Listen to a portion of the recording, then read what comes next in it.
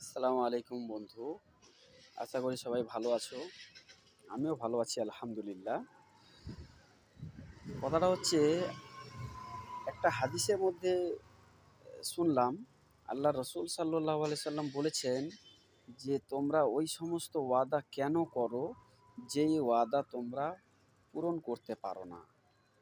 কথাটার মধ্যে অনেক গুরুত্ব রয়েছে, যে কথাটা সত্যি ভাববার বিষয়। যে মানুষ অধিকাংশ মানুষ ওয়াদা করে কিন্তু ওয়াদা পালন করতে পারে না, ওয়াদার খেলাপ করে। বেশিরভাগ মানুষ ওয়াদার খেলাপ করে। ওই কারণে বলছে আল্লাহ রসুল যে তোমরা ওই সমস্ত ওয়াদা কেন করো যে ওয়াদা তোমরা পূরণ করতে পারো না।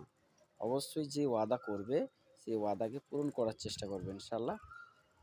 বর্তমান আমাদের দেশে বহুত মানুষকে পাওয়া যায় যে অনেক অনেক সময় থাকে, যে এই সময়ে ওরা বিভিন্ন ওয়াদা করে থাকে, কিন্তু তার সেই এটা পূরণ হয়ে গেলে কিন্তু ওয়াদার কথাটা ভুলে যায়।